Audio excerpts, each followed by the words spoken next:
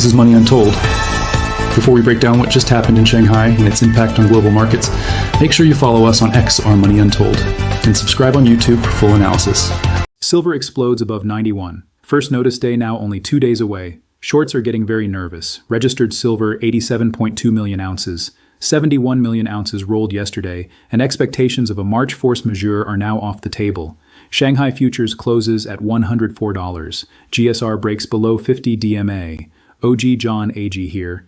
Silver Western spot 90, futures 90. Shanghai spot 100, futures 104.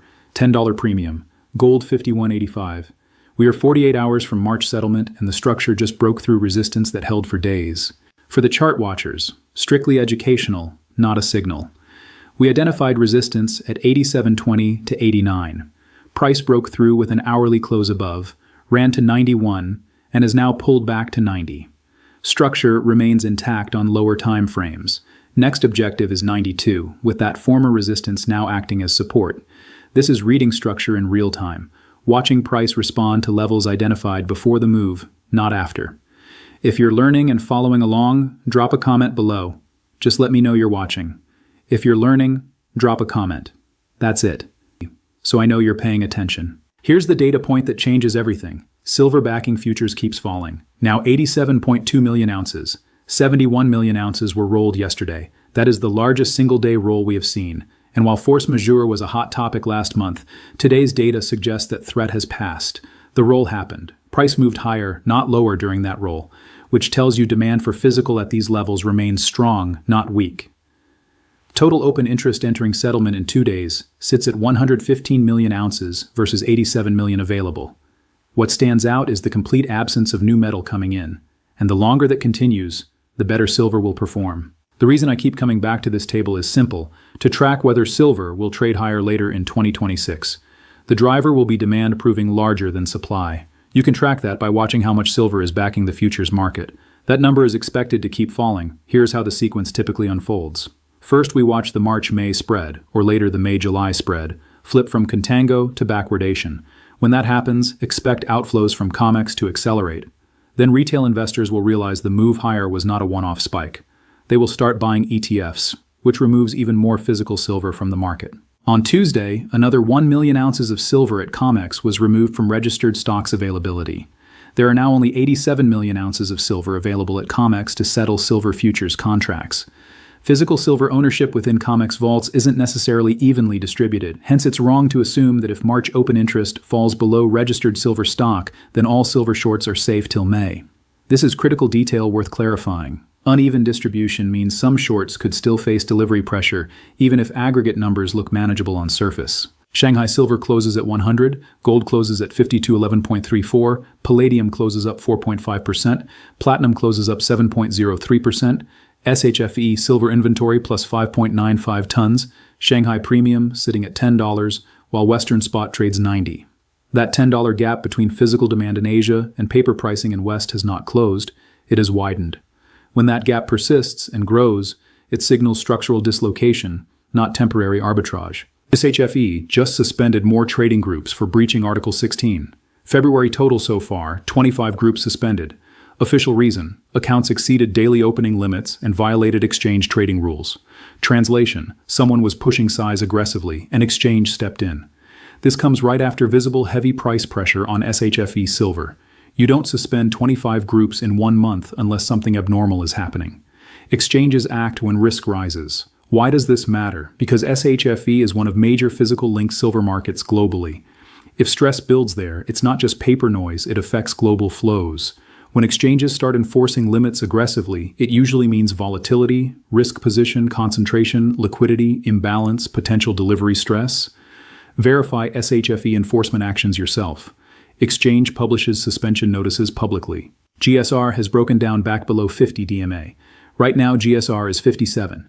When gold-silver ratio compresses from levels above 60 down toward 50 and breaks below moving average support, it signals sustained shift in relative demand.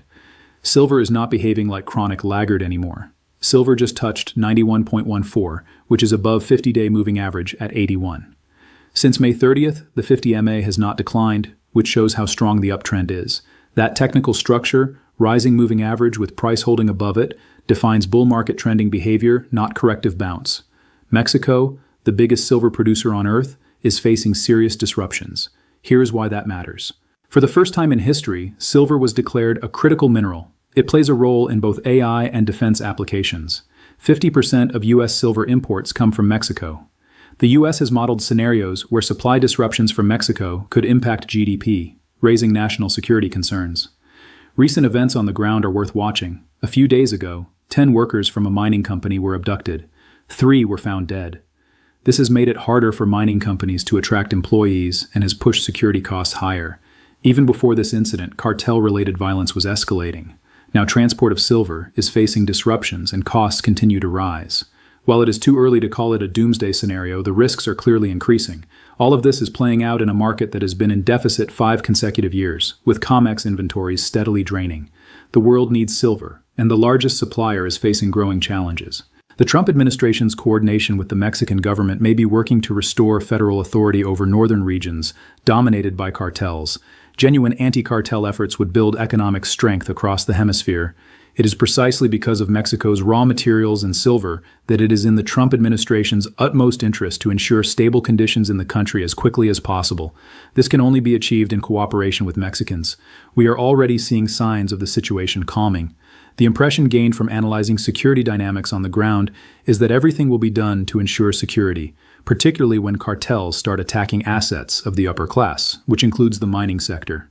At that point, they will be dealt with by force. Daniel Kahneman wrote in Thinking Fast and Slow about how human psychology defaults to System 1 thinking, fast, intuitive, emotional, during periods of market stress rather than System 2 thinking, which is slower, deliberate, and logical. The psychological pressure on shorts right now, with 48 hours to settlement, a $10 Shanghai premium, 25 SHFE account suspensions, and Mexico supply disruption, is creating System 1 panic responses. That panic, when it expresses in forced covering rather than rational position management, is what creates discontinuous price moves that volatility indices are currently pricing.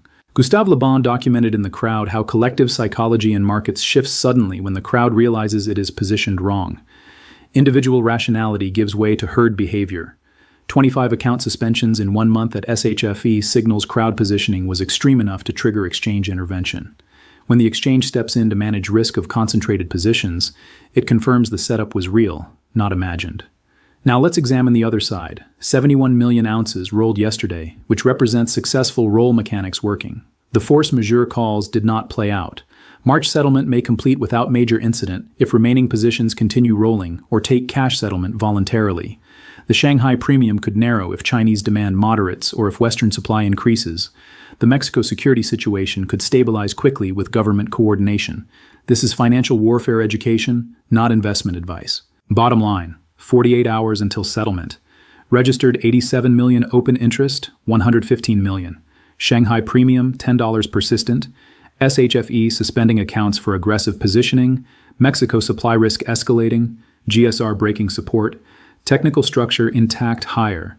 Force majeure not happening March. Proved by 71 million roll yesterday. But pressure not resolved, merely deferred. Watch how market behaves next 48 hours. Verify CME data. Check SHFE enforcement notices. Monitor Shanghai premium.